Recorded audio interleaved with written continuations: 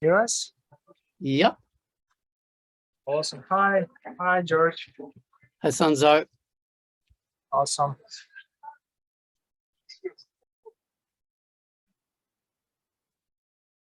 So what's the weather like in Kazakhstan today? Oh, it's cold. It was like reaching almost 0 degrees Celsius this night. Wow. So now it's like plus 10 or something crazy like that. It's summer, August.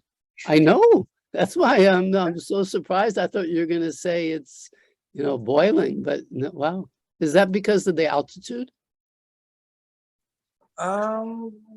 No, that's the thing. We're just like, in the flatlands, supposed to be warm, but it's just the thing with our capital. We are in the capital city of Kazakhstan right now. Right. It's considered the second coldest capital in the world. Wow. Like we are even colder than Toronto, it's like crazy. Like, the second, you would think that Russia would be colder, but Moscow is warmer apparently than us. So yeah, you would think there must be some country like Helsinki, Finland, or I don't know, Mongolia, something like that. Oh yeah, Mongolia is the first one actually. Oh, yes. okay. Okay. You got it right. You got it right. Yeah. What about Singapore? Singapore definitely, as you know, is like, 30 degrees is quite typical. Exactly. If it ever got near 0, the world would be coming to an end. Yeah. Never going to happen. Awesome. Yeah. So you're in Singapore now? That's where I live. That's where I've lived for the last 30 years. Awesome. So Dr. Jacobs is in Singapore for the past 30 years. Yeah. Yeah. Awesome. So shall I will there be an introduction, or shall I do the introduction myself?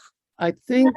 Yeah, there's an introduction. So I can just, without further ado, we can start the webinar today. Yeah. Awesome. So, all right. Good morning, everybody. Welcome to the Promoting Higher Order Thinking Through Interactive and Collaborative Learning webinar by Dr. George today. It is our pleasure to have everyone here. We'll hope you enjoy the session. So just some house rules before we begin the session. Right.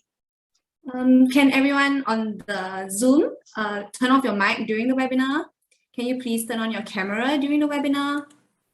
And if you have any questions, please use the chat box, and also to please, and please turn on your mic during the FAQ session. All right, so without further ado, let's see the speaker profile for today. Awesome. Yeah.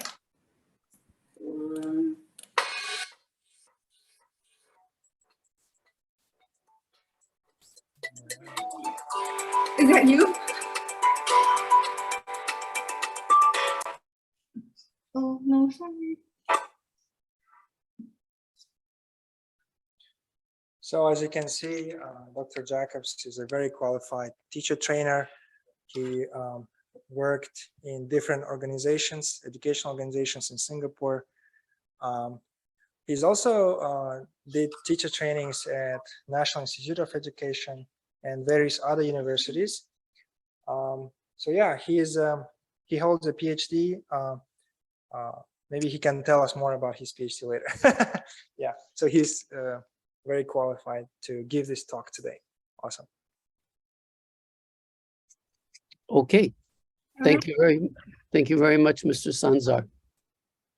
Awesome. Yeah. So I'll just kind of quickly introduce the context here. Can you see us, Dr. Jacobs? Can you see us? Very, very good picture now. I can see everyone. Hi, everyone. All right. Yeah, you can see the room, right? Let me show myself. So I'm right here behind the computer. So I'll be assisting this session today. Yeah. Great. And the other half of our participants are joining from Zoom. So as you can see, some of them are there. So it's kind of like a hybrid session. So awesome. All right, we can jump right in.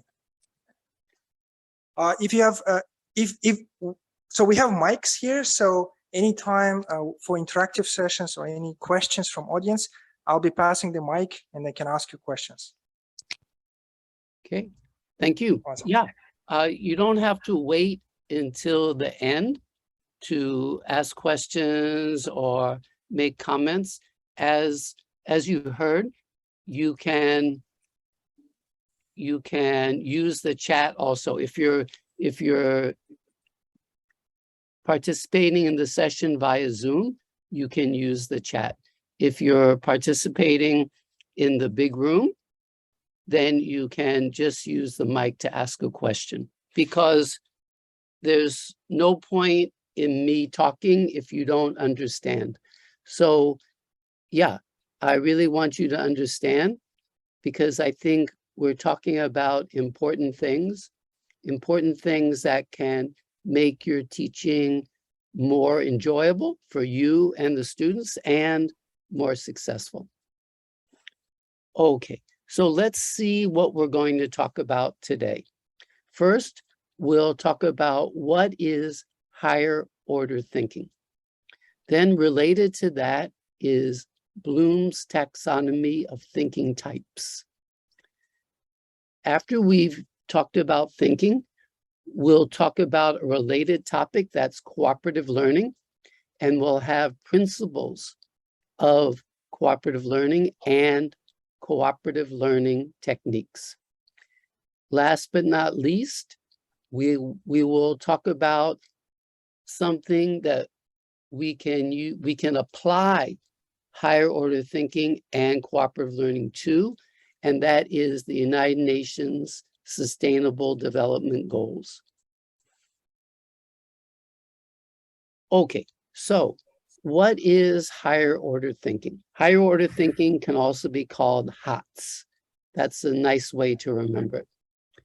Higher order thinking is also called critical thinking. But when we say critical, it doesn't have to mean criticizing. Praising can be part of critical thinking. Giving suggestions for improvement can also be critical thinking. The way I try to remember critical thinking, higher order thinking, is going beyond the information given. So please try to remember that, going beyond the information given. Oops, let's see. Okay, so if the students read a story, and in the story, a girl named Carlita ate an apple, if the teacher asks, what did Carlita eat? That is not a thinking question, because that information was already given in the story. Excuse me, Dr. George. Yes. Are you able to make it into a full screen, like a slideshow? Oh, yes, I can. Thank you. Yeah, no worries. Thank you. Right. Okay, here we go. Thanks for that suggestion. Okay, so, yeah. What could be a thinking question would be, what other fruit is similar to apples? Like, let's say a pear, P-E-A-R, a pear is similar to an apple. What makes that fruit similar to an apple? Well, it's kind of the same size as an apple. It's got a center, a core with seeds in it. It grows on trees. Those are all things that make it similar to an apple. The answers to thinking questions are not found in the story. You have to go beyond the information given. So let's look at this picture here. What are some possible questions you can come up with?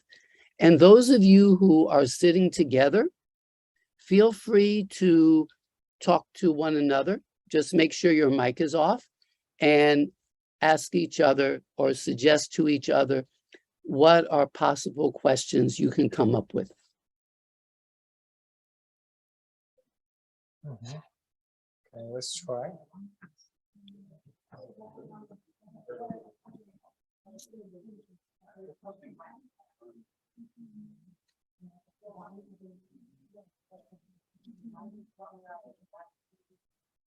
Okay, here are some questions that I came up with. And what I'd like you to do is look at these 6 questions and say which of them are thinking questions. Which of the questions ask the students to go beyond the information given to answer the question? So just take a minute, read through the questions, and ask yourself or the person next to you, which of these questions are thinking questions?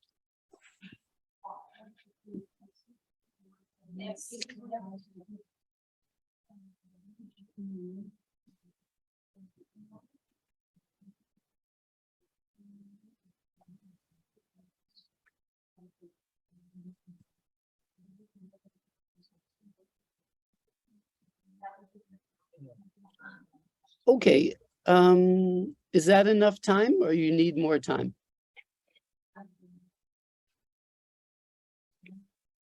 Okay.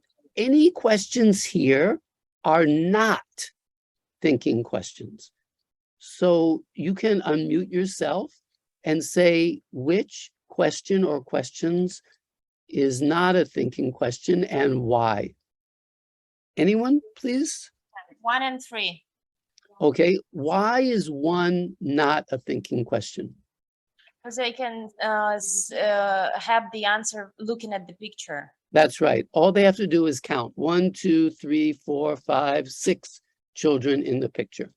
Okay, and yeah, 3, all they have to do is look at the picture. They can see Susie and her grandmother. They are sitting on the bench. And are they reading a book? I don't know, maybe. Yeah, okay, but the other questions are not thinking questions. So not every question we ask needs to be a thinking question. But what happens too often is that teachers only ask questions that are not thinking questions. So we want to have more variety. And that's one reason why Bloom's taxonomy is nice, and we're going to talk about that next. But before we do that, let's ask ourselves, which questions are the easiest ones? Are 1 and 3 easy questions? I think probably they are. Because you don't have to think very much. The answer is right there. But which question or questions prepares students to be business people and why? Anyone?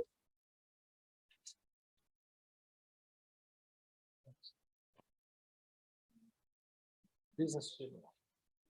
Which questions prepare students to be business people and why?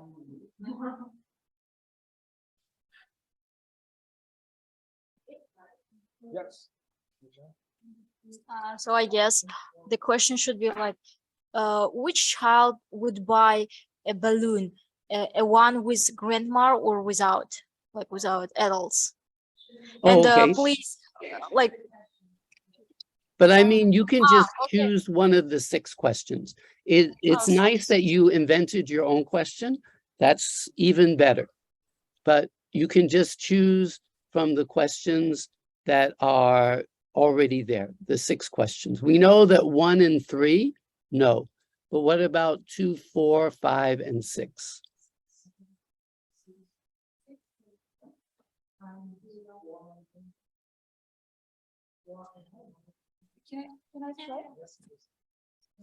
I think the 5th question gives you the choice, like what is a song. So Yeah. a child can choose what song he can sing. So Yeah. I think this question is like more appropriate. Which Yeah, is because business people have to make their customers happy. Yeah. So they have to understand maybe they are making toys or something Toys, for yeah. children. So they have to understand. also, let's say number 2, because number 2, you have to come up with an overall view. You have to summarize all the things happening. Like if you said a good title would be Dogs in a Park, that wouldn't be a good title because yes, there is a dog in the park, but there's so many other things happening in the park. So you have to see the big picture, and that's also part of being a business person. Okay, and what about the last question? Which question is the most fun to answer? Now, of course, there's no right or wrong answer, but just choose one that you think students might find is fun to answer and say why, please. All right. Who wants to go? This group. Yeah. Hi there, Dr. Hi. Jacobs. Yeah, I Yes, think sir. for me, I think it would be number 4. How does this picture compare to a place that you like to play? Because I think it sort of deviates a little bit out of the park because students can actually talk about things that's not related to the picture. Maybe there's other places they like to play. It could actually be, it can be in a sports center, maybe it can be at a shopping mall, especially where you are in Singapore. It's pretty hot there, isn't it? So I could imagine a lot of youngsters might play in the mall rather than they would play in the park.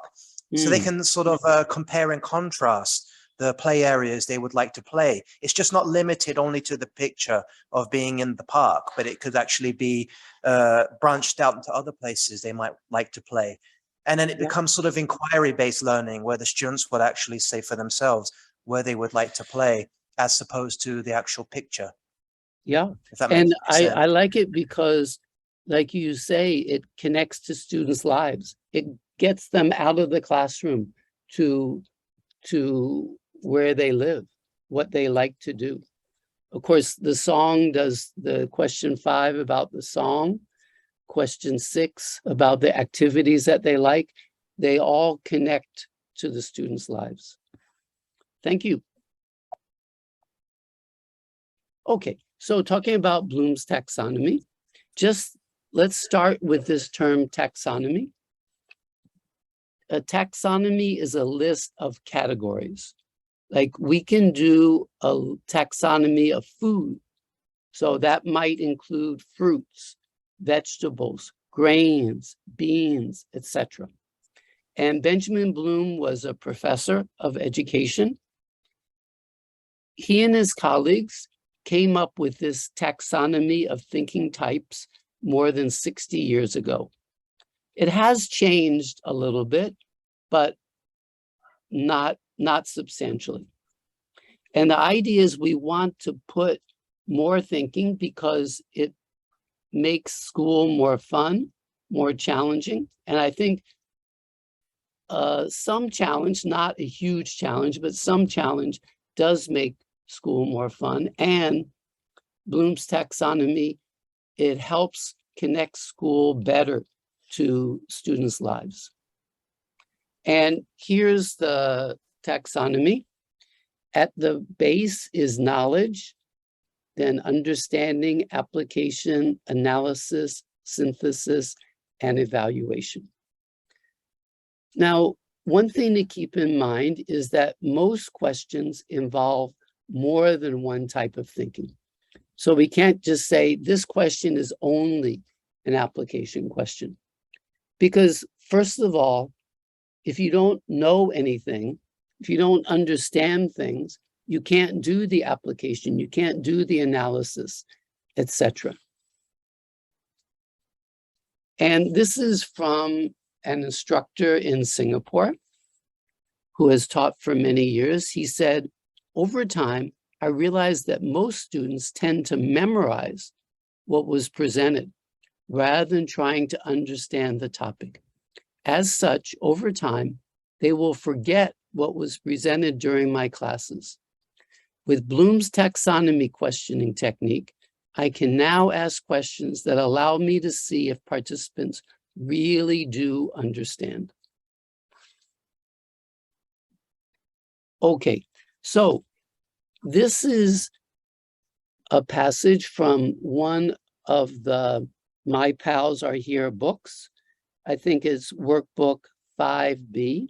And I think Marshall Cavendish gave you this earlier so you could read it. So have a look at the first, please read, and then have a look at the questions. And which ones are thinking questions, would you say?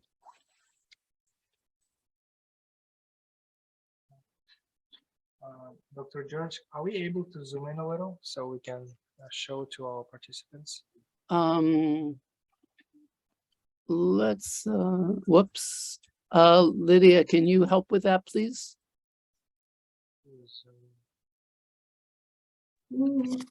I think you have to like exit your slide and then zoom in on the photo. Okay. Yeah. But you didn't send it to them already.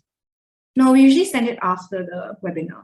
Okay, I see. It's all right. I can put it up on the screen myself. No worries. So just give me a sec. Okay.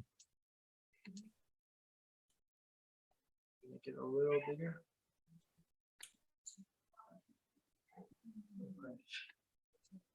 Okay, is it better now? Can you guys see it? Okay.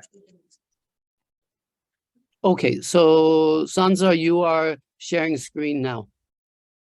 Yeah, I showed it to our audience in the Okay, classroom. great. Yeah. So the 5 questions on the right side, correct? But also they, yeah, okay. But it's good if they read the story too. All right. But anyway, I think good enough.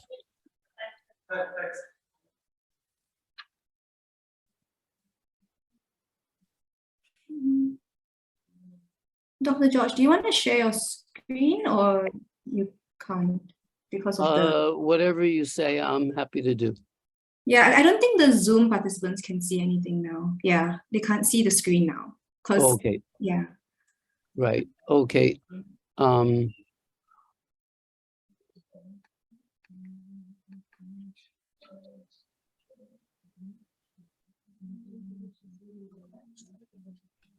Okay, thank you.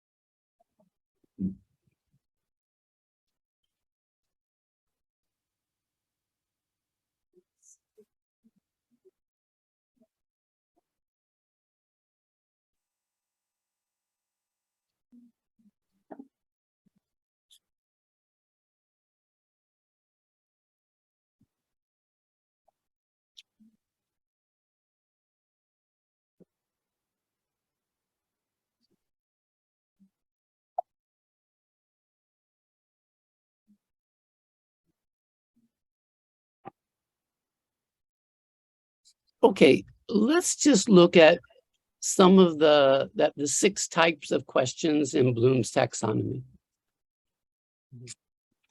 So the first is knowledge. So that involves remembering, recognizing. It's useful for all other types of questions. Like I said before, we need to have knowledge to answer any question.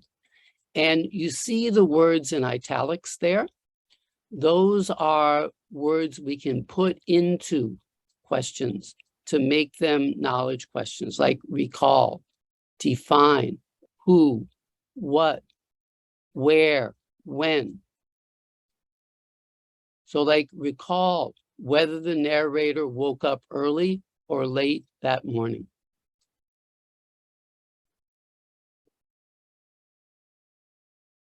So did the narrator wake up early or late? Can you see there? It says, I woke up late this morning. Right. So that is a knowledge question. It's not a thinking question.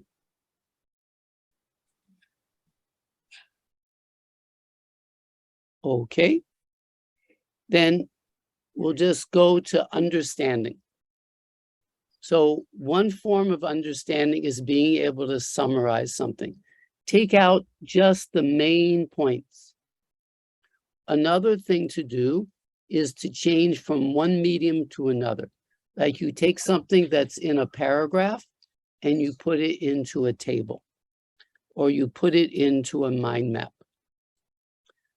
Another way to show your understanding is to paraphrase. In other words, describe something, but put it in your own words instead of using the words in the passage.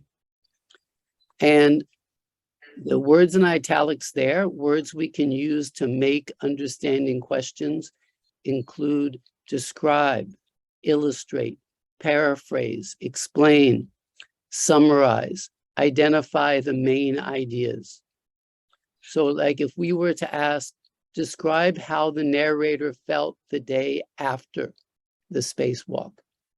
So it says there, but we have to put it into our own words. So that makes it a thinking question. Then we have application. Application questions ask students to solve problems, to apply information to produce some result. Like they have to use facts, rules, or principles. For example, what would be a use of? How could you apply? How could you change? What would be the result if? What could you add? So what would be the result if you dressed like an astronaut to come to school? Why? We always want to add that why, because the why really pushes students to think more.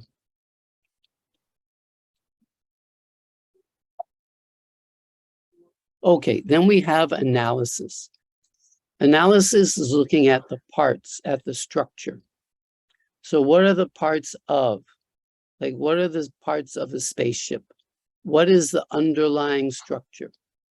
Identify the reasons. Classify, like what category does something go in? Compare. Compare one thing to another, like compare an apple and a pear. And some words we can use to make analysis questions include compare, contrast, why, classify, outline. So as to the story in the workbook, compare walking in space to other exciting activities. What are some other exciting activities that the students could do?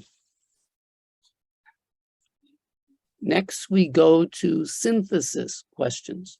So whereas analysis questions look at the parts, synthesis questions ask students to create something, to put things together, take the parts and make them into a whole, creating something new, combining different things to form a new whole, making a prediction, taking the information you have from what happened before and using it to predict what's going to happen in the future.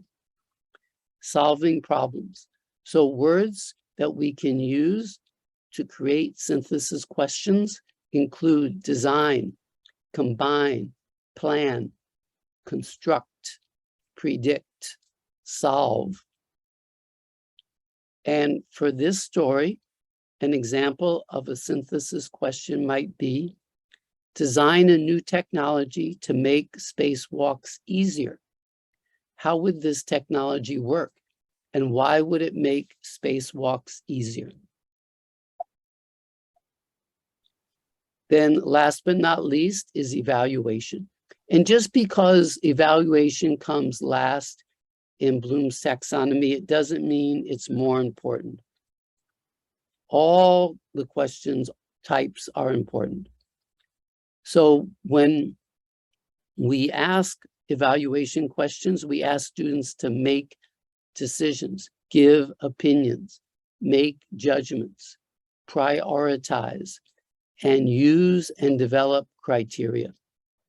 So question words we can use include rate, evaluate, critique, agree, disagree. So an evaluation question we might ask based on this story would be, people should not go into space until we solve all the problems on Earth.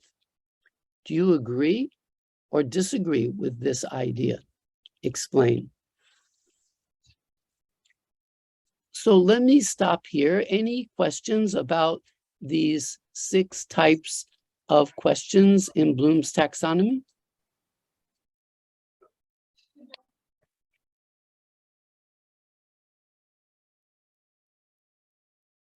Thank you, Professor, for the presentation. I wanted to ask, when we set the goals of the lesson, when we write the goals, is it necessary to use the correct verbs for each stage of Bloom's taxonomy? If it's not that important, if it is important, how would it affect the duration of, to the lesson, affect the lesson? Thank you for the question. If I understand correctly, you're asking about verbs like on this slide: design, combine, plan, construct, predict, solve. Is that right? Okay, so you don't have to use these exact verbs. You can use other verbs. The key is the type of thinking. But even more important, even simpler is, remember the phrase, going beyond the information given. So we ask ourselves, sometimes, not all the time, sometimes do we give students tasks? Do we ask them questions that encourage them to go beyond the information given? It's as simple as that. We don't have to use these exact verbs. We don't have to have all 6 types of thinking in every lesson. We just want to have some times in our lesson where students need to go beyond the information given. All right, this is great. Do we have any other questions? Yeah. May I just clarify for myself? So we use this Bloom taxonomy words in order to write the task, the instructions for the task, mainly. And to write questions. And to write questions. Yes, the tasks and instructions for the task. That's the main aim of Bloom's taxonomy, right? I wouldn't say that Bloom and his colleagues had that as their aim, but from a teacher's point of view, I like Bloom's taxonomy because it helps me add variety to the lesson. It helps me add more types of thinking. So it's just like this teacher from Singapore said. With my current PowerPoint slides teaching style, besides using images and videos for illustrations to arouse interest from my students, I noticed that I usually ask questions that are based on simple knowledge questioning. So that's what I said earlier. So many teachers, it's so easy to fall in to this habit of we only ask questions that do not encourage students to go beyond the information given. But like this teacher found, like I find, Bloom's taxonomy enables me to ask a wider variety of questions, and he could also say, give a wider variety of tasks. Dr. George, Dr. Jacobs, I have one more question. Sure. So here we have a text for fifth graders, but do the same principles apply when teaching to younger learners, say, for example, grade 1 or even preschool students? How would you apply it there? Right. Yes, that's a question that I also ask myself. So I'm sure that all of you have, even if you teach upper primary, you've spent some time with your own children or your cousins or your nieces and nephews. So do young children ever evaluate? If you take them to a store and you let them choose between two toys, are they evaluating? Yeah, they're evaluating. And they're doing all these kinds of thinking. Like, let's say you give children, like, are Legos popular in Kazakhstan, or like blocks for children to play with? Yeah, you give them some blocks. You give them some blocks and they build something. So they're doing synthesis. Or you get them to compare. Which dessert is better? They have to compare two desserts. Like you're at a restaurant, they're looking at a menu. There's 3 desserts on the menu. They have to choose. Or you say, okay, this Sunday we're going to go out to play. Where do you want to go? They have to compare. They got the park, but they've got other places. Just like they can go to the mall, they can, as one of you said earlier. So point being, I think even preschool children are doing this kind of thinking. But of course, we have to get them to think about situations that they know about. We can't get them to compare 2 types of nuclear reactors. They don't know anything about nuclear reactors. I also know nothing about nuclear reactors. I cannot compare. So I've got to know something about them.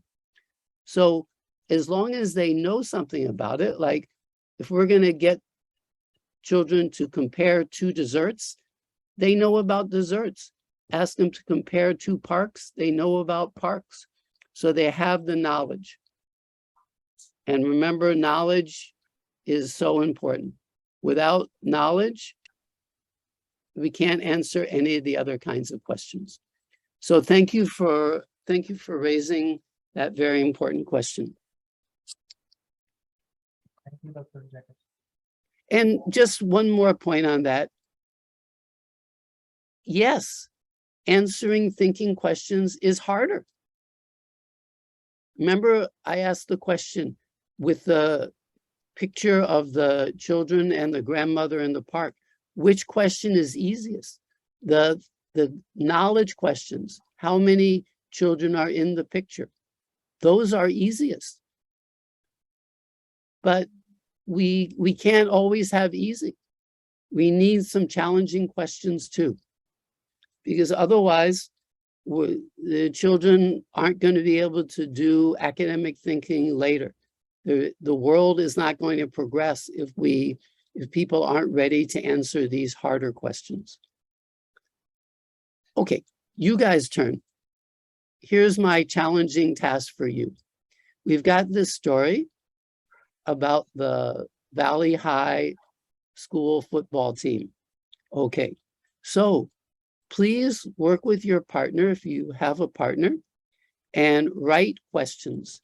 Try to write 5 questions. We don't need knowledge because remember, knowledge is already in all the questions. Go ahead, please. All right, we'll be given some time, right? A couple of minutes. Absolutely. Okay, we will start. Thank you. So the task is to write a couple of questions about this story. That's right. But try to use Bloom's taxonomy to get some variety. In other words, please do not write questions that are only knowledge questions. Try to write some evaluation, try to write some analysis, application, those variety of questions. Okay, yep, let's start. Так, можно сфоткать на телефон тоже, чтобы было виднее. И потом прочитать вместе в команде.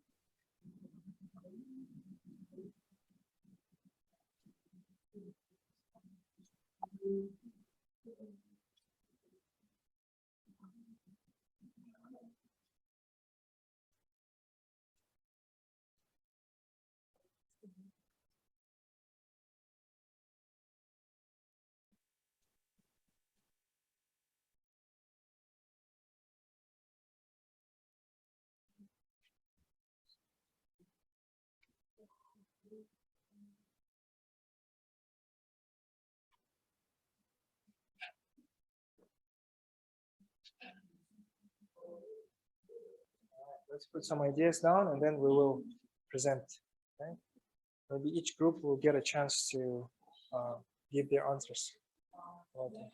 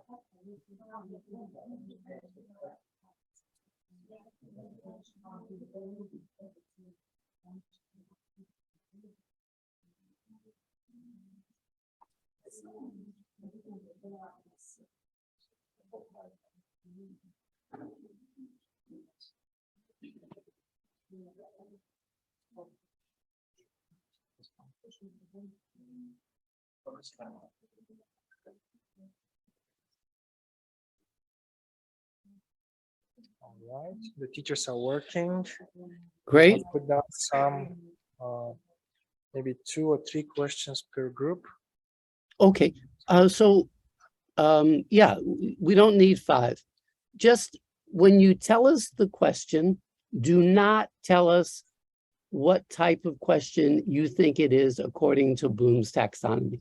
Let's let the rest of us try to guess what you have in mind, okay? But of course, like I said before, almost all questions are a combination of different thinking types. So there's not a right or wrong answer. So let's give it a shot. Yes, please. Let's try this group. Tell us the question, but don't tell us the type that you had in mind, okay? And we will all try to guess, okay? So paraphrase what means players used to achieve their goal. Okay. So, yeah. So I think it would be understanding, because you can read it in the story and then you can put it in your own words to show that you really do understand. Is that what you had in mind?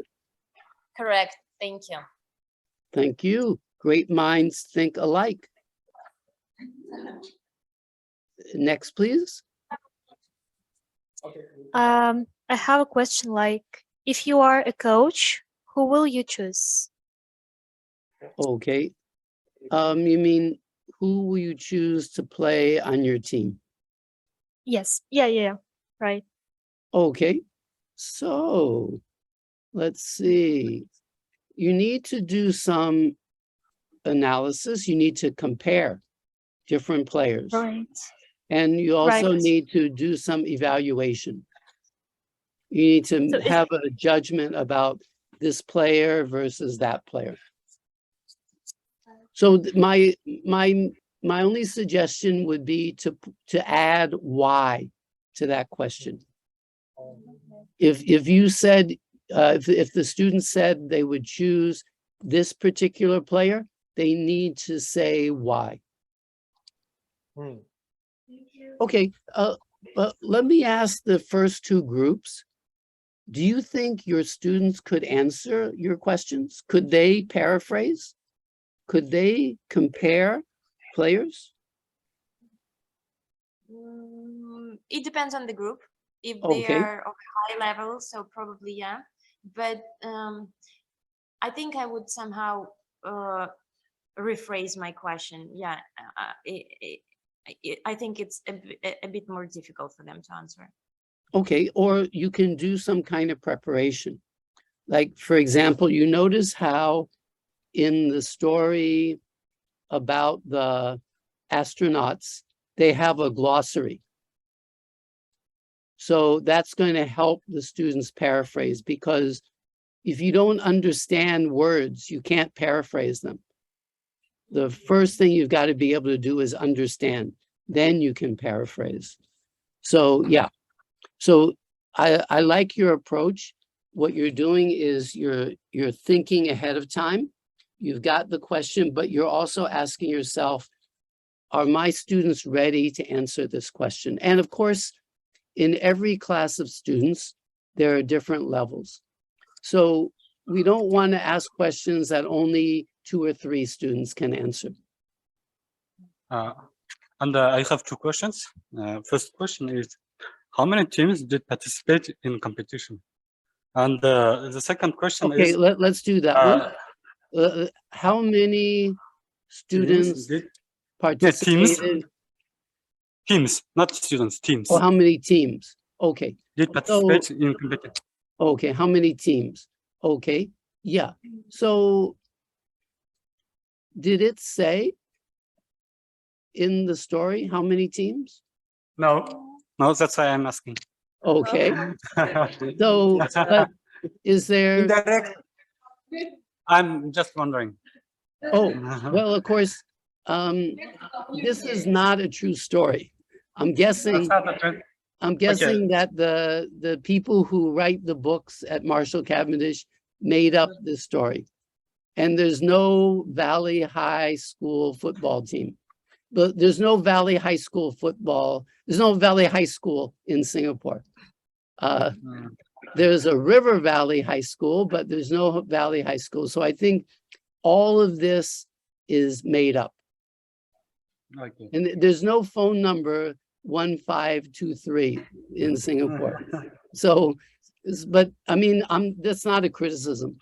When I write, sometimes I write teaching materials, I make up stories most of the time.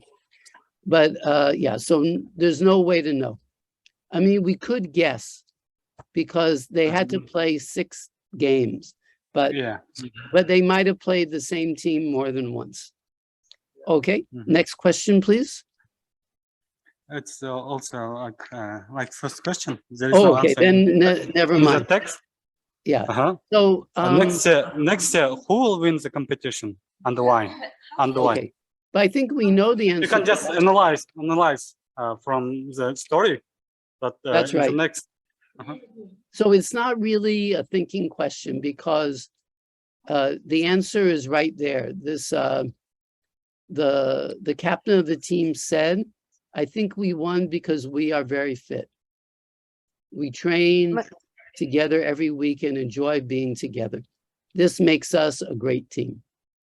So that one, sorry, go ahead, please. May I suggest one question? Sure. Suggest how can your school team achieve similar results? I like that question a lot. Yeah, I think that question is very good because you have to apply.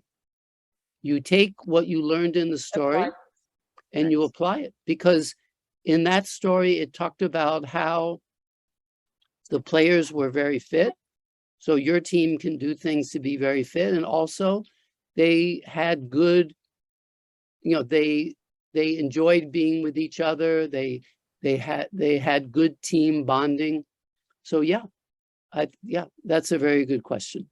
Okay, let's go on. So just to summarize before we move to cooperative learning, Bloom's taxonomy helps teachers make their classes more fun and varied. The same question or task can involve more than one kind of thinking, and we saw that in some of your questions. We do not need to worry about exactly which types of thinking are in every question or task. We just want the variety. We don't want to be stuck like the teacher in Singapore, only asking knowledge questions.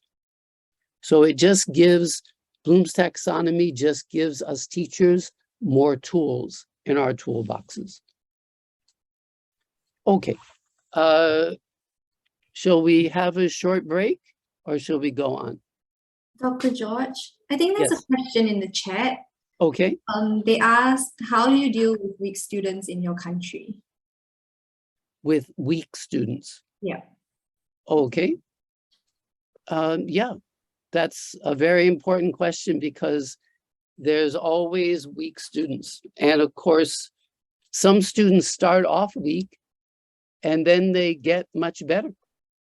Like I have an Indonesian friend who lives in Singapore, and 2 of his nieces came to Singapore to study. And when they arrived, their English was very low. And so they couldn't go to the Singapore schools for the first year they were here. They had to go to special private classes. But they studied hard, and by the time they graduated from secondary school, they were at the top of their class. So my point is that just because someone is weak now, it doesn't mean that they can't be very strong later.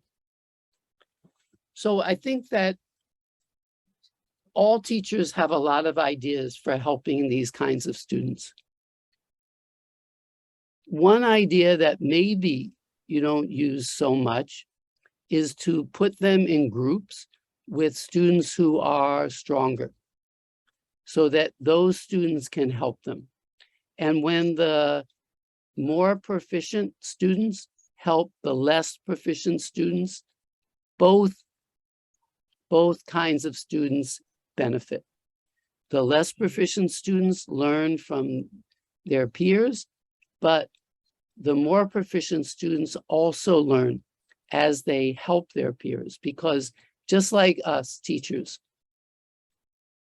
if you're teaching primary school, there's probably not a lot that you don't already know that's in the textbooks, but teaching it, explaining it to others helps you, helps me understand better. Because as the saying goes, those who teach learn twice. Those who teach learn twice. So by helping our peers, we learn too. When you help your students, you learn too. And also, not only that, but we can make friends. Maybe let's say I'm a high proficiency student in your class, but maybe I don't have so many friends. So I help some of the less proficient students. I can make new friends. And it's nice to have friends. Okay, yeah. I know that's an incomplete answer, but I think that's a part of the answer that a lot of teachers don't use, because we not only need to put students in groups, but as we'll talk about later, we need to teach them how to work together. We need to teach the more proficient ones how to help their partners. And we need to teach the less proficient ones to be willing to ask. Some students are very shy to ask, even though they don't know, they're not willing to ask for help.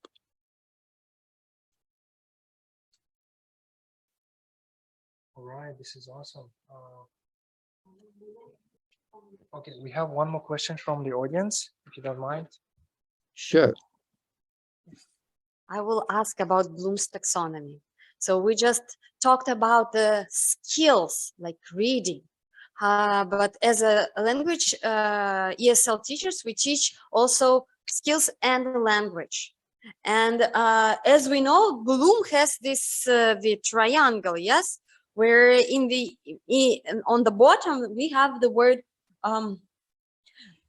remember. Right. That's then, similar to knowledge. Yeah. Yeah. Then understand. But as a ESL teachers, first we introduce the concept to understand, and then we use the remembering the word, the pronunciation, the spelling.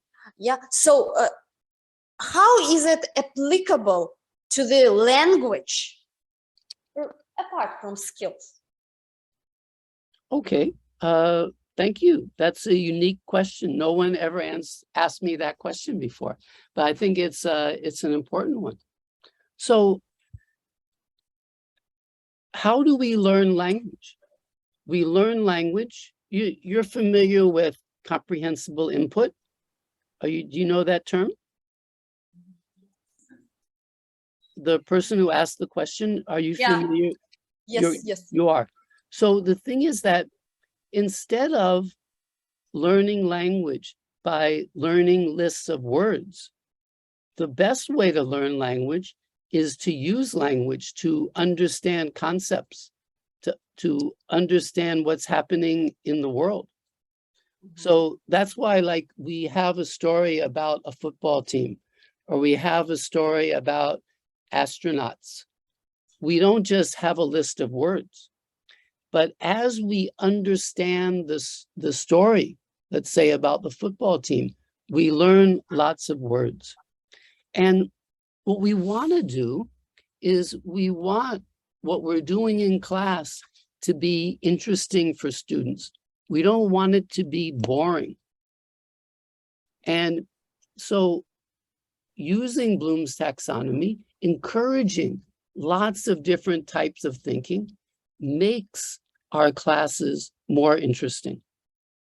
And then when students read things or write or listen or speak, it's more interesting for them, it's more interesting for their peers, and it's even more interesting for us.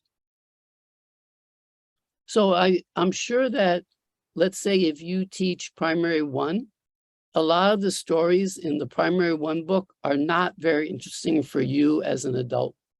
I mean, I've read aloud to children, young children. Yeah, I've read the same story so many times, but hearing what the children say, when I ask the children a variety of questions and I hear what they think, wow, kids are very interesting people. It's so interesting to hear what they think.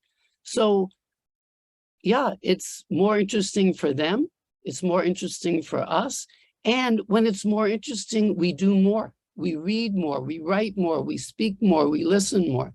So Bloom's taxonomy, by making our class more interesting, it really helps promote language acquisition. Thank you. Thank you. Yeah, you asked me a question I've never been asked before. So yeah, my brain had good exercise answering your question. Thank you. Okay, I think we're already halfway through our session in terms of time. So Mr.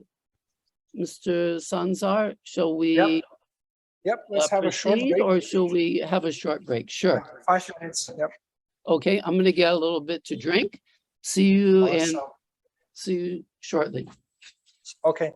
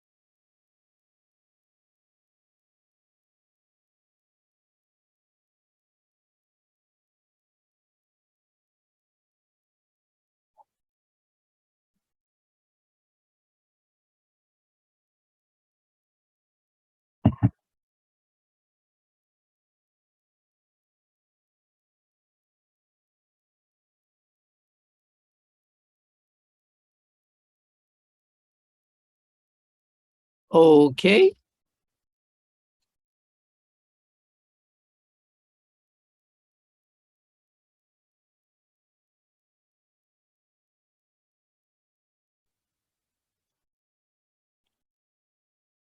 Shall we start again?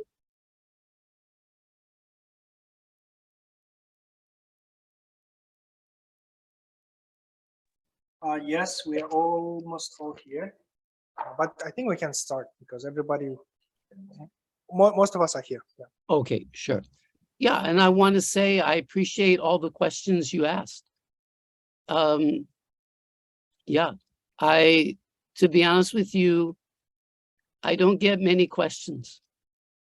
Very few questions. So, but like yesterday, I wasn't a teacher, I was a student. I went to an all-day workshop, not 2 hours, the whole day, 9 o'clock to 5 o'clock. And I also asked a lot of questions. I won the award for most questions asked by a participant in the workshop. Okay, so I like people who are like me. All right, let's look at cooperative learning. You know, cooperative learning, some people call it collaborative learning. Some people call it problem-based learning, project-based learning. There are many different names. But basically, it means that sometimes, not all the time, sometimes the students study together in groups, and a group can be just 2, 3, 4, usually, but it's not like 8 or 10. It's usually a small group. Okay, so there are many different cooperative learning principles. I've got my own favorite list. My list has 8, but these are the 4 most important ones. I want to make sure that we get to these. Okay, so these principles are positive interdependence, individual accountability, equal opportunity to participate, and maximum peer interactions. Those are big words, but simple concepts. And for each of these 4 principles, we're going to start off by talking about what the principle means, why the principle is important, and most importantly, how to promote the principle. What, why, and how? Okay, positive interdependence. Positive interdependence is a feeling, okay? Very important, a feeling. It's subjective. A feeling among group members that they sink or swim together. It's like, to put it in statistical terms, their outcomes are positively correlated. They feel like what helps one member of the group helps them all. What hurts one member of the group hurts them all. It's like the 3 Musketeers, the story by Dumas. All for one, one for all. Okay, why is this important? Well, think about a successful group experience that you had in your life. It could be in education. Maybe you were in a group where you were studying together at university. It could be a sports team like the football team we read about. It could be you're in a singing group, a band, an orchestra. It could be in your family. You were going to move from one house to another. You all had to work together. It could be a big group. It could be a small group. It could even be a pair. Maybe you and your spouse. So tell the people in your group, how did you work together in this one successful group experience? How did you work together? Did you and the other people, did you seem to feel positively interdependent with the others in the group? Did you have a common goal? You're all working to that goal. Like, let's say you were in a singing group, you're going to have a concert. You're going to play a concert. Okay, or maybe you're playing badminton. Badminton is very popular in Singapore. So maybe you and your doubles partner were playing together. So you had a common goal to win, to defeat the other team. So please go ahead and share that story with the other people in your group. All right.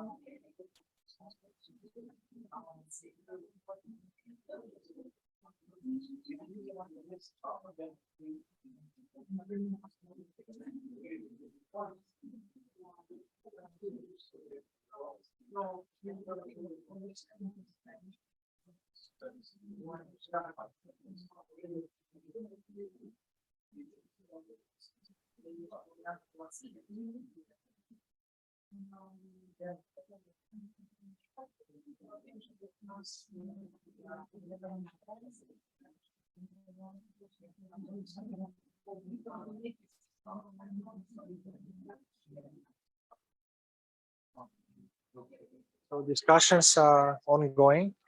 Groups are working. Great. I think we don't need to we don't need for them to share. I just want them to think about this. Got it. So maybe we give them another minute. All right. I think you're a better judge of how the groups are going. If the energy is sinking, going down, we can stop. Got it. Well, that's the thing. Energy is up and it's hard to stop. Yeah, you're right. Yeah, I think this group is an energetic. These people are energetic. So that's a definite problem in quotation marks. It's a good problem to have. But I think in the interest of time, I'm gonna give it one more minute and move on.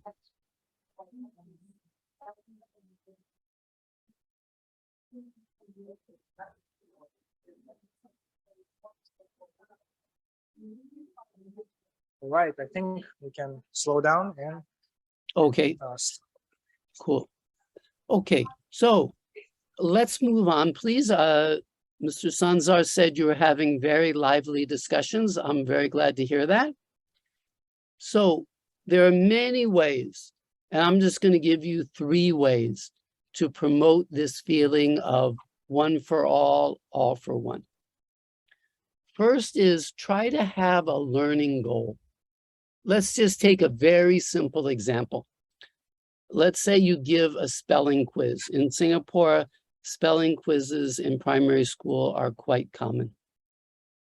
So let's say the average score in my group last week was 7 out of 10 words spelled correctly. Well, this week we're going for 8. Okay.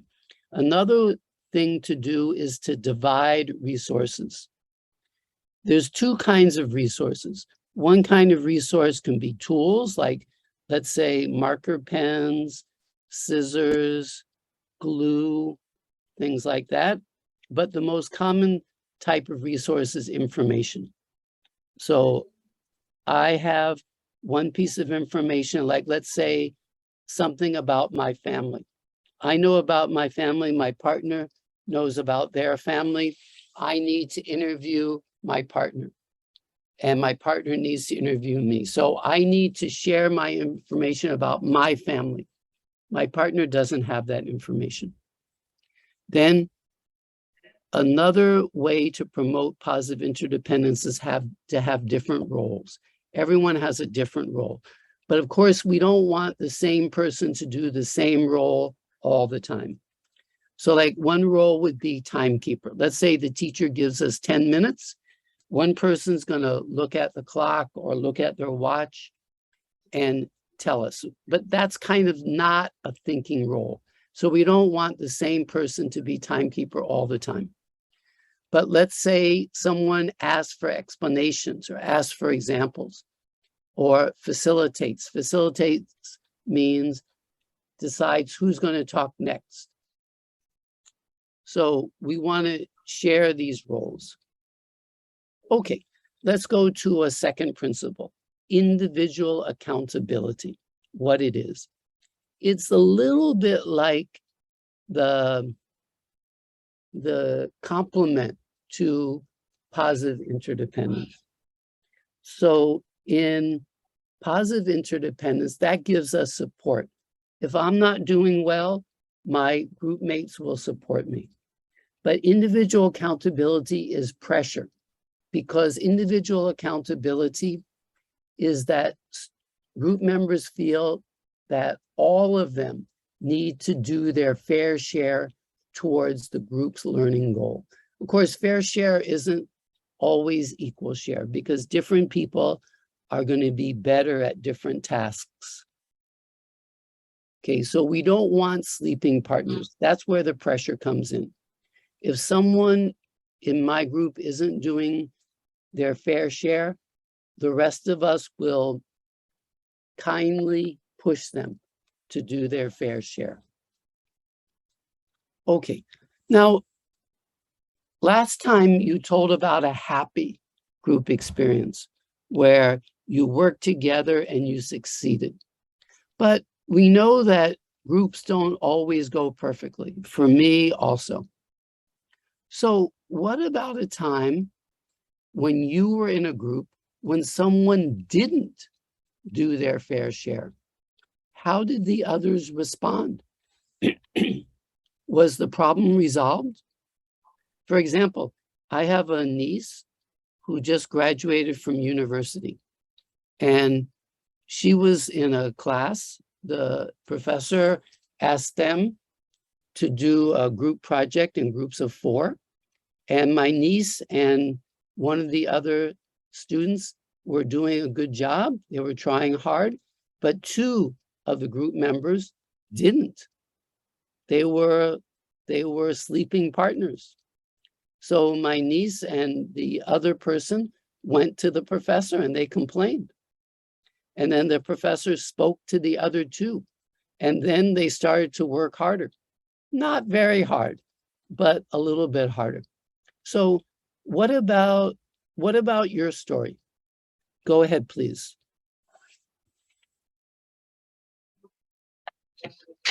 You want us to share or in groups? In groups, please. Okay. I'm very big on groups because that way more people get to talk.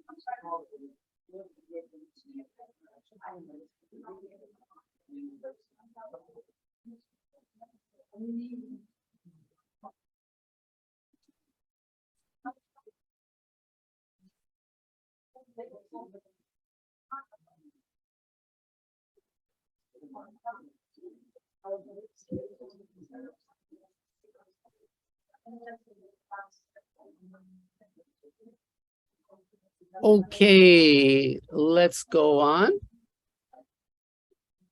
All right. So Yeah. So how to promote this principle of individual accountability? Two ways are, we have turn taking. Like, let's say just now you were sharing stories. Well, the person who shared the story, a story about positive interdependence, shouldn't be the one sharing the story about individual accountability. We want the students to take turns, so everyone gets a chance. Okay, and no one can hide. You can't let the star of your group do all the talking, all the thinking. Everyone has to take a turn. And at the end of the group activity, everyone does an individual public performance. That means a performance that, let's say they take a quiz, and then in the end, everyone can see, oh, this student didn't do very much in the group. They only scored 35 out of 100. Whereas, oh, this other student was so active in the group and they scored 95 out of 100. So taking a quiz, being called on to speak in front of the whole class, those are examples of individual public performances. Okay, a third principle, equal opportunity to participate. So that's kind of the opposite of individual accountability.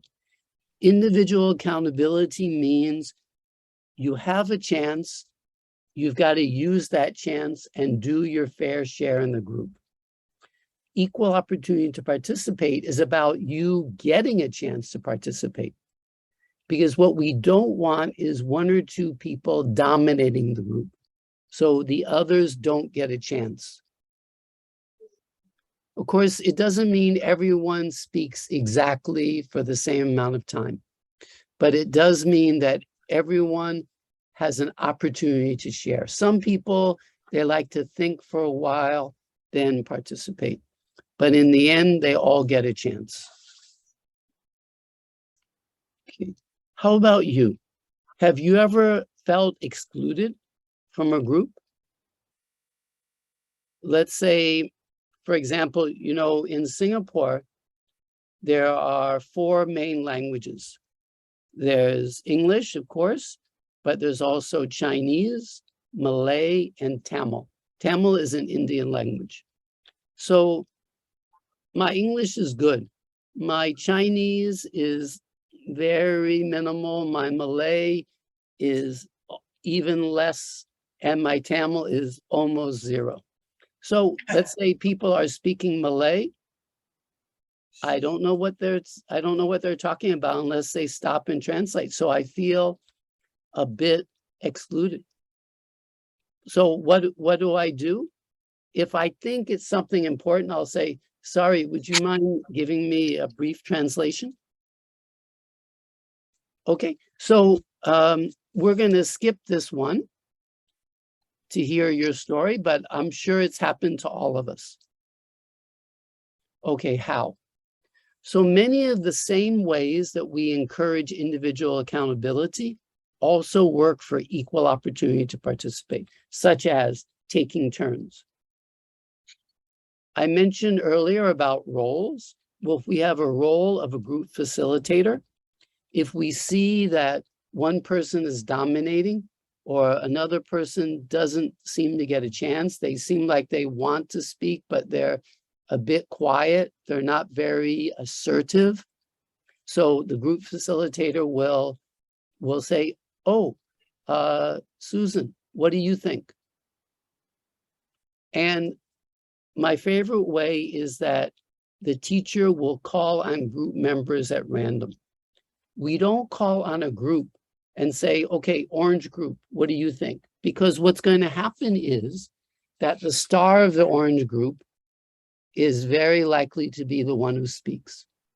But if we say, okay, Susan, you're in the orange group, and I know Susan didn't get much chance, then I will ask Susan. And if Susan doesn't give a good answer, I will say, I will not criticize Susan. I will criticize her group mates for not helping Susan to be ready. Okay, then principle 4, maximum peer interactions. So this one is a little bit complicated because it has 2 meanings. The first meaning is the quantity of peer interactions. So when I say peer interactions, I mean students talking to other students. Like right now, I'm talking to you. That's not really a peer interaction because in this situation, I'm not your peer. Okay, but when you're talking to your group mates, that's a peer interaction. So we care about how many of those are going on at the same time. That's the quantity. But we also care about the quality. Is it just asking each other questions that do not go beyond the information given, that do not involve thinking skills, that don't ask for explanations, that don't ask for examples? That's not quality. Sometimes fine, but we want to have that combination. Some of the interaction involves quality, higher order thinking. Okay, so let's say in your class, when you're showing a video or not talking, what are your students doing? So they're supposed to be in their groups. Are they engaged in conversation? So like low quality would be they're talking about what they're going to eat for lunch. Okay, I already ate lunch, it's in the afternoon here, but I'm very interested in what I'm going to eat for dinner. I like to talk about that, but that's not quality interaction.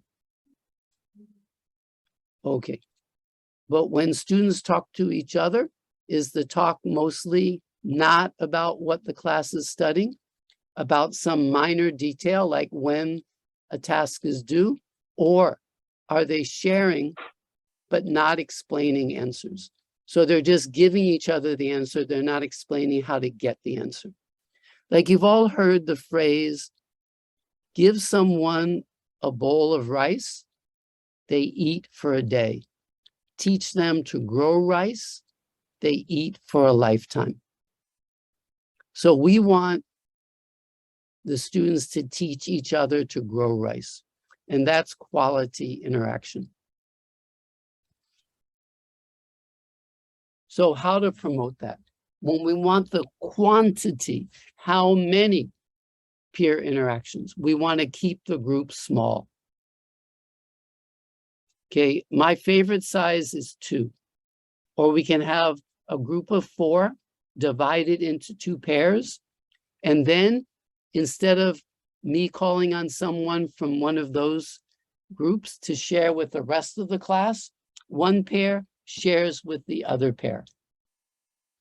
Okay, so those are good ways to promote quantity of peer interactions. For quality, we want to encourage elaborated answers. When I say elaborated, I mean they give examples, they give explanations. They ask each other and we ask them higher order thinking questions. So it's not easy to get that, not easy at all.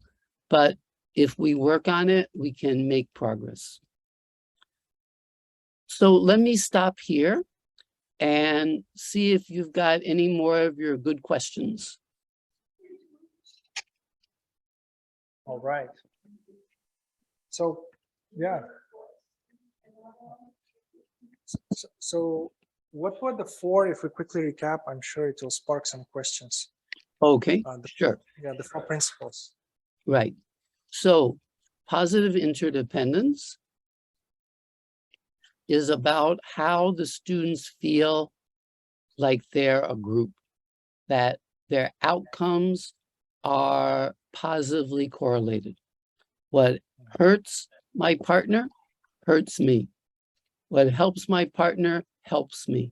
So this gives the support within the group. If, let's say, one of my group mates isn't doing well, doesn't understand what the teacher's talking about, the rest of us will help them to understand. Then individual accountability is where one or more members of the group don't do their fair share. We want to encourage everyone to be an active member of the group. And equal opportunity to participate is the flip side, the opposite of individual accountability. Here, we want to make sure everyone has an opportunity to do their fair share in the group. No one is dominating the group. Everyone is participating. So everyone has a chance to learn and a chance to learn from everyone else. And then, last but not least, maximum peer interactions. So we have lots of peer interactions. That's the quantity. There's lots of talk going on between the students, or they're reading what each other has written. And that interaction is quality interaction. There's a lot of higher order thinking. They're giving reasons. They're giving examples. They're adding information. They're comparing what they're learning today with what they learned yesterday. They're applying the information. Like, they're not just learning words, they're thinking about how they can use those words in other contexts. All right, so yes, okay, we have a question. Yes, please. Thank you. It's not a question, it's just my observation. Sure. During my master's, I've worked in groups a lot, so everything you just said, it really takes place in real life, and that's what we used to do, like in our experience. And now, one observation that it is really difficult to manage group if you choose people in your group yourself. I think that they friends and they choose the strongest people in the group, and those who are the weaker, they stay aside, excluded, and they don't talk actually, and the quality, it's unfair. My observation is to randomize, or teacher chooses himself. What do you think about it? I agree completely. I think best when teachers choose the group mates, because remember earlier, one of you asked about how to help the less proficient students. And I said, one way is to put them in groups with more proficient students. So if we let the students choose, a lot of times the more proficient will all be in the same group. We don't want that. We want a mix. So, and there's other ways to mix. Basically, of course, every class is different. Every country, every city is different. Every school is different. But the general principle is that we want each group to include the diversity represented within the class. So let's say if there's a class of 50, there's 25 girls, 25 boys, then we want groups that have 2 girls, 2 boys, something like that. If there's different religions, then we want mixed groups based on that, different social class, etc. But most important is the proficiency, so that we can get that helping behavior. But I'd like to ask you a question. You mentioned that when you were studying for your master's degree, you did a lot of group activities. Yes. Well, do you have a lot of happy stories to tell, or a lot of sad stories to tell when you actually were... Yeah, go ahead. Yeah, thank you. because our professors really helped us to manage smartly. Now I can only now notice that they did really well. But there were sad stories when we had to choose ourselves, or we randomized. And I used to be in a group with a lot of weak, not quite responsible students. And yeah, there I faced a lot of sad stories, but since our professors taught us to help our peers, I could manage it, as you said, to, for example, to give them opportunity to speak, to make sure that everyone makes their own part, or sometimes even you take more responsibility to yourself. It is a sad story, but also a good story. It helped me a lot, and it taught me what it means to work in a team, and how to include everyone. And that even though that she's not proficient in some area, I noticed that she's very good at technology, and I actually could learn from that, and we could work very well, and we helped each other. So that was very helpful. Yeah. Thank you. Yeah, I think that's, very true. So a lot of it is that the teacher or the professor has a big role to play. Even though the professor might not be saying anything, the teacher might not be saying anything, just observing, but we still have a big role to play. And yeah, so because, this is life.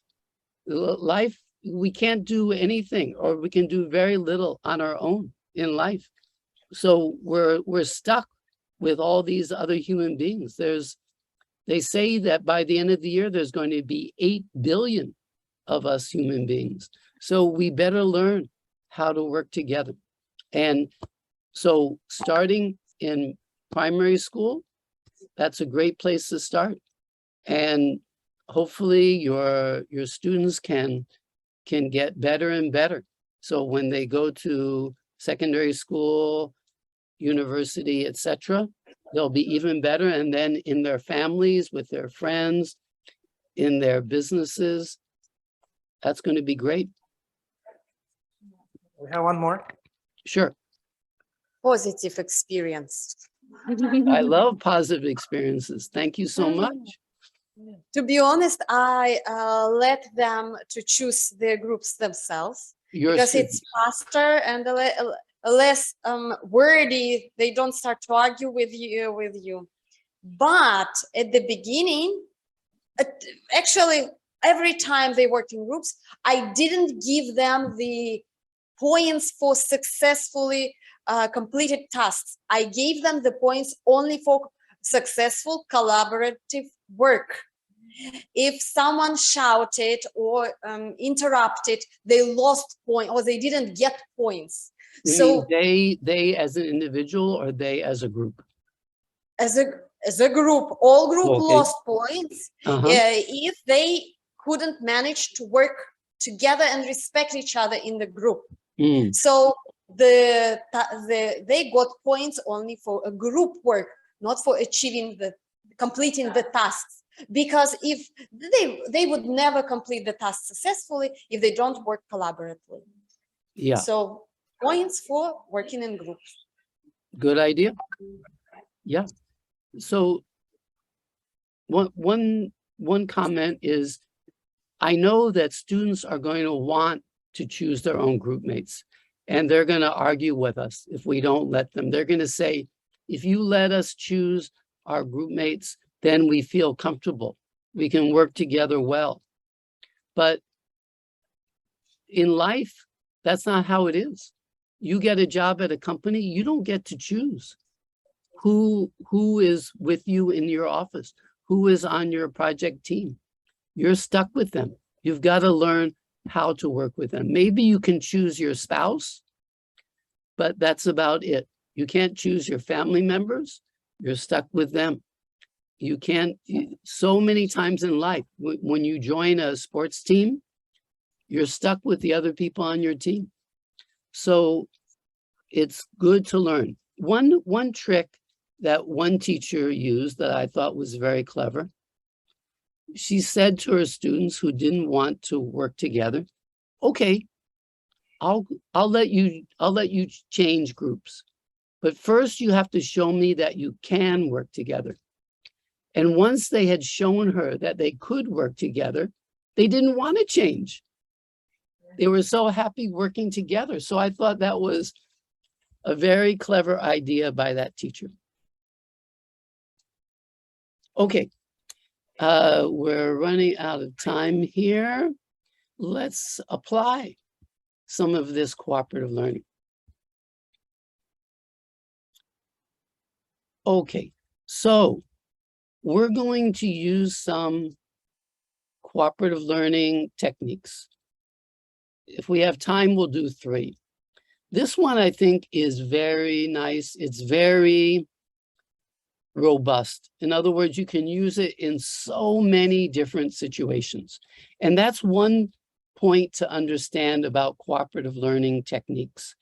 They are generic. You can use them to teach any subject. You can use them to teach any age. You can use them with the high achievers, with the low achievers.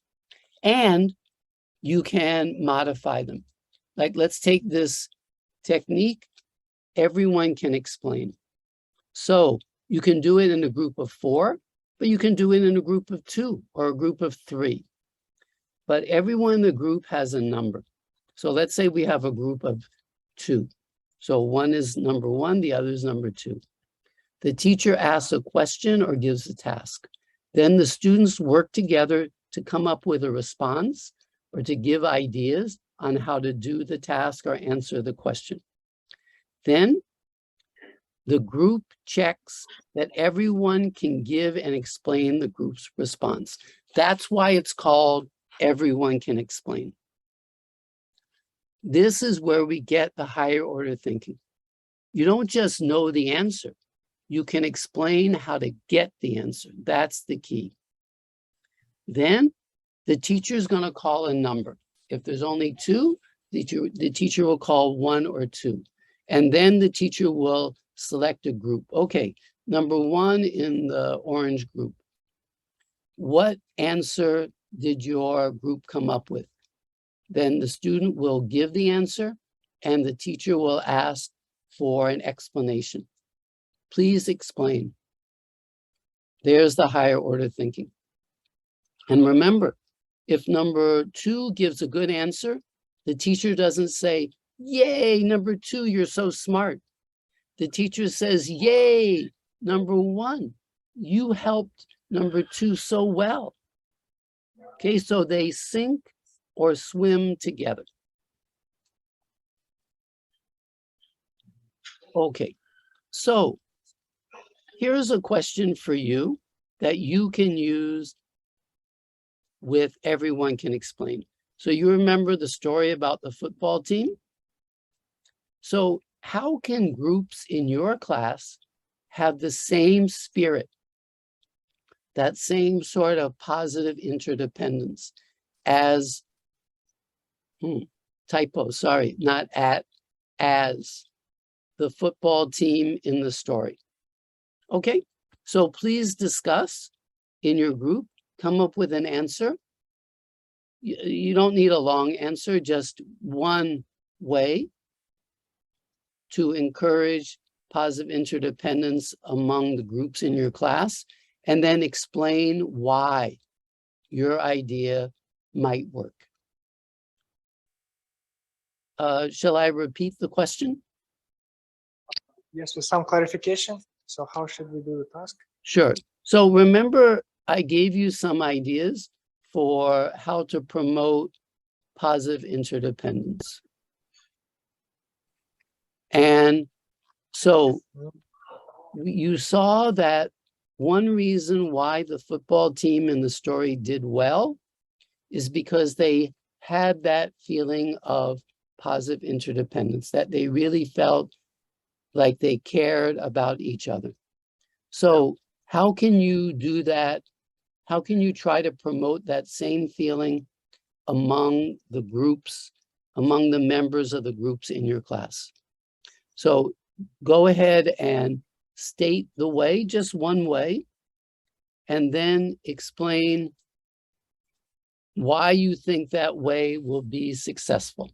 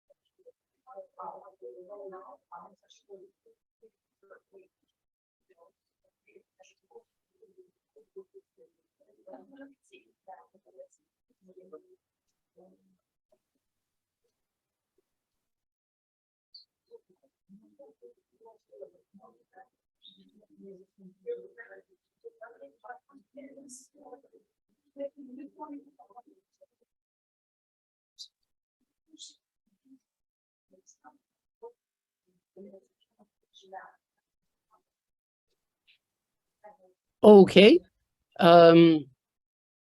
Sanzar, can I ask you to call on one person at random, please?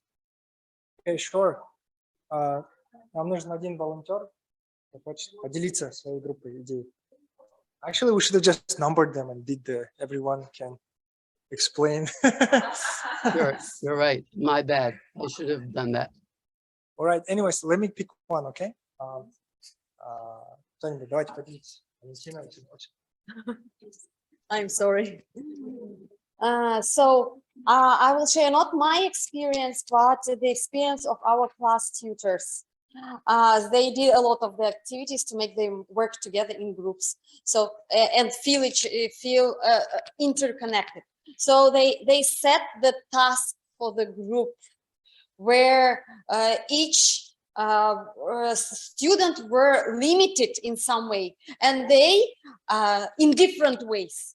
So something that one member couldn't do, wasn't able to do, the second member was able to do. So for example, the one person couldn't see, but I could see, but I couldn't speak. So that means we depend on each other so much, so we can't work separately. And they had to do some task, but with limited abilities. That made them interconnected a lot in groups. Yeah, that's a very good example of the dividing the resources. Because some people could see some things, other people could see other things. So that means that everyone has unique information. So they have to share the information. I need your information, you need my information in order for our group to succeed. So we sink or swim together. Let's say I'm not very good at speaking English, so you're going to help me. You're going to give me some vocabulary so that I can explain it better in English so that you can understand me. Very nice. It's a great example. Yeah. And that would bond them together like to a, next level. They would empathize with each other and they would start working together for the subsequent tasks. Yeah. That's very true. Yeah. That your point is very true. What I tell teachers is when we start cooperative learning, when we start group activities at the beginning of the year or whenever, start with easy tasks, things where they can feel hey, yeah, this group is working together well. I can succeed with these group members. So like you said, once we get this one successful task happening, then it builds confidence, it builds skills. Yeah, thank you. Awesome. Do you need one more example, or that's I think maybe not, because I got a lot more to cover. Sorry. Okay, so how does everyone can explain encourage these 4 principles that we talked about? Let's start with maximum peer interactions. Remember, we've got the quantity, how many peer interactions, and the quality. Is there are thinking skills, higher order thinking skills being used?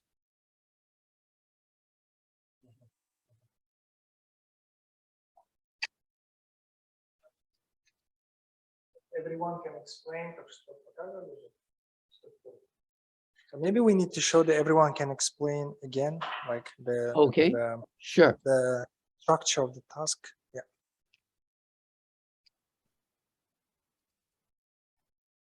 I tell you what, I'll do it for this technique, and then you guys can do it for subsequent one. Okay. So remember the quantity. How many peer interactions do we have going on? Well, we have, let's say we have 40 students in the class. They're in groups of 4. That means we have 10 peer interactions going on at the same time, because 40 divided by 4 equals 10. We have 10 groups, we have 10 peer interactions going on at one time. That's good. Okay, what about the quality of those peer interactions? Because remember, if you look at the 4th bullet point, the group checks that everyone can give and explain. The explanation is where we get the higher order thinking, because explanations involve the different types of thinking, the application, the evaluation, the synthesis, the analysis, the understanding. Okay, the individual accountability. So basically, how do we avoid the sleeping partners? Well, the students don't know what number the teacher is going to call. So everyone needs to be ready to give and explain their group's answer. And the rest will be pushing them. If my group mates know that I have a tendency to slack off, to not do my fair share, then they're going to say, George, come on, are you ready? Let's hear you. Because remember, group checks that everyone can give and explain the group's response. So they're going to check, George, let's hear what you would say if the teacher called you. Okay, then, whoops, sorry. We've got equal opportunity to participate. Does everyone get a chance? Because again, the group doesn't know who will be called on. The group can't say, don't worry, our star will answer for us. No, the star can't answer unless the star is called on.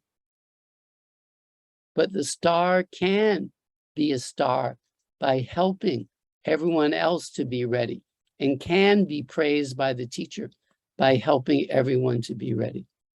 And there's the positive interdependence, because when the person called on does a good job, the teacher doesn't praise that person. The teacher praises the whole group. They sink or swim together. Okay, let's do one more cooperative learning technique. I like this one. It's very good for exam or quiz preparation. So usually it's the teacher or the books, the materials that have all the questions. The students only answer questions. They don't write questions. But here, each student has to work alone and write one or more questions or problems. And the teacher can explain what kind of questions or problems. Like they can use the kinds that will be on a quiz or on a test, or they can use thinking questions. They can teach how to write thinking questions to the students. Okay, so the students work alone. They write one or more questions or problems. Then they have to answer their own question on the back of the paper on another paper. So they have to check, is this a reasonable question? Like I know for myself as a teacher, sometimes I write questions for my students, and when I go through the test, I think, uh-oh, that's not a very clear question. That's not a very good question. So just like us teachers, students also need that kind of check. That's why we ask them to write answers for their own questions. Okay, once they've done that, they exchange questions, but not answers. So I give one of my questions or my questions to Sanzar. He gives one of his questions to me. I answer his question, he answers mine, then we compare. Does he think I wrote a good answer to his question? Do I think that, do I think that he wrote a good answer to my question? Okay, that's how exchange of question works. But like I said, we need to prepare students to write good questions. Otherwise, we're likely to get a lot of questions that do not go beyond the information given. Okay. So this is just a question as an example. So why do you think going swimming helped the team play football better? Okay, so what kinds of thinking? Maybe application or analysis. I think analysis especially. Because we have to look at the things they did and figure out why they worked. Okay, so then here's my answer to my question. Swimming helped the students improve their physical condition because swimming needs muscles and stamina, and swimming helped the team bond with each other because swimming is a fun activity for the team to do together. So probably students wouldn't want to go swimming. Your students wouldn't want to go swimming when the weather's so cold, but when it warms up, yeah. Okay, so you see, I write my question, I write my answer, you write your question, you write your answer. I give you my question, you give me your question. I answer your question, you answer my question. Then I show you my answer, you show me yours, and we compare. Okay, so let's go ahead and do that. How about write a question about what we talked about in this workshop? Anything. Any thinking question about something that we've talked about so far in this workshop. Please go ahead. Remember, you write your question, you write the answer to your question, but you only exchange questions. You don't exchange answers.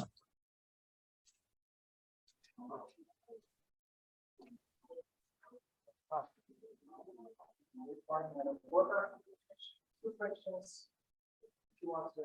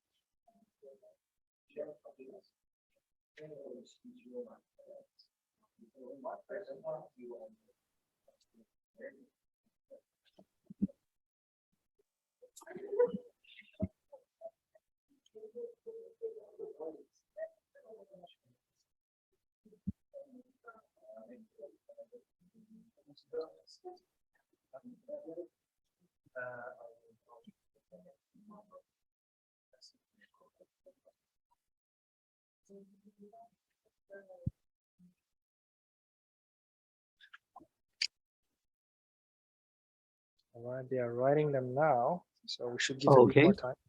Sure. I'm not in a hurry. If they're not in a hurry, I'm not in a hurry. We are in a bit of a hurry because it's our lunchtime soon. Oh, okay, sure. We need to Yeah. wrap it up So by we 5. end whenever you say. Okay. I'm I relaxed. think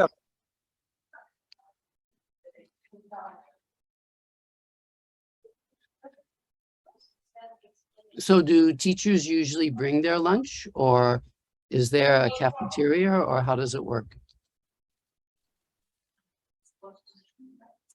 there's catering, so Oh. they'll have lunch here in the next room. Yeah. Oh, catering. In other words, the Ministry of Education is catered lunch for the teachers because of the workshop. No, we cater it ourselves. It's a private school, so no relation to ministry. Yeah. Oh, okay, I see. Right, got it. Otherwise, sometimes teachers can also have their own lunch. There's 1 hour, so it's enough time to go outside. Of course, our Zoom participants, they're free to eat whenever. Some of them are probably eating while watching us. So. Yeah, no worries. I like to do that too. Yeah. But as you know, it's only 4 o'clock in Singapore, so it's no rush. Yeah. Awesome. I had a very nice lunch today. I had, I ate something I never ate before. There's a kind of cheese.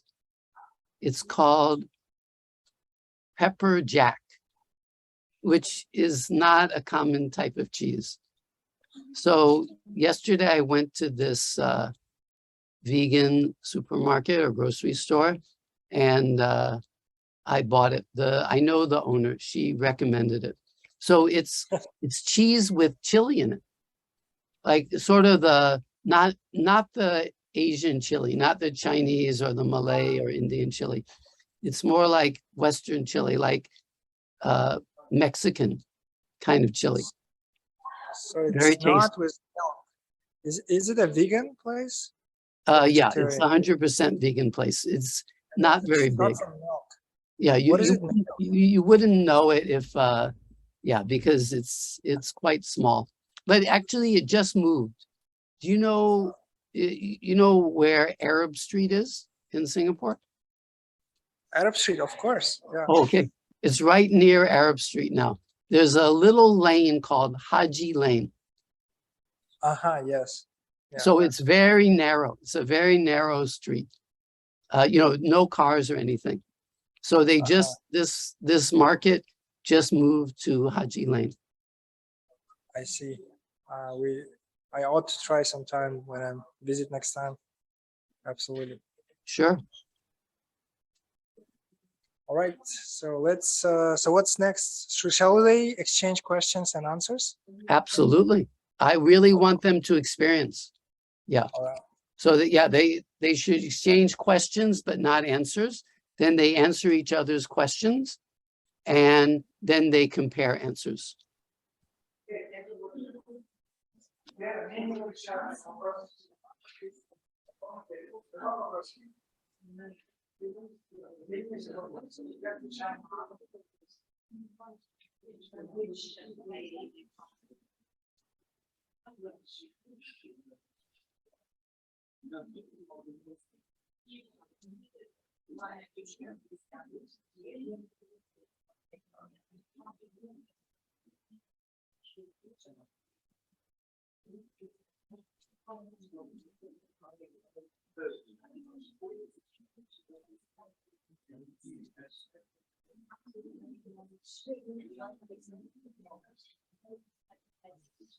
Dr. Jacobs, so Yes. question is, would these techniques work with like lower primary, kids who are like 7, 8-year-old? Would this work? Have you seen them being used in such a young age learners context? Okay, well, is that a question for me, or is that a question that one of the participants asked for their? It's more of my personal question. Okay. Because Yeah. what I see is that, because I attend some lessons and I see some grade 1, grade 2 students classrooms, and yeah, they're very young, and it's like very hard to organize any sort of group activity efficiently and productively. So I guess it's a long journey, and teachers need to teach students or let them practice group activities more, and as they practice, they'll get used to it. But generally, it will be difficult to organize any sort of well-organized group activity with kids of that age. Well, yeah, I think that the difficulty level is very important. We need to have tasks that the students can succeed at. We need to pay very careful attention to the difficulty level. So, the thing is that kids and all people, regardless of how old you are, because like the workshop I went to yesterday is about something called Jeragaji. Jeragaji means teaching older people. And so, yeah, whether you are 7 or 97, you don't like to be alone all the time. Even if you're an introvert, I'm a bit of an introvert, but sometimes I like to be alone. Like after this workshop, I'm going to go off and be alone. I'm going to take a long walk, okay, by myself. But I also am enjoying very much being with you and the teachers. So I think we get them used to doing things with others. We get them learning how to work with others, how to be polite, how to say thank you, how to praise each other, how to ask politely when I need help. So like you said, we got to get them started. And we want them to start with successful experiences. See, that's great. Thank you. Here we have a very lively discussion now because they're discussing the answers and questions. Great. But I think we really need to eat because we're all hungry. Understood. Yes. I don't like being hungry. Yes. Yeah. All right, everybody. We're going to wrap it up.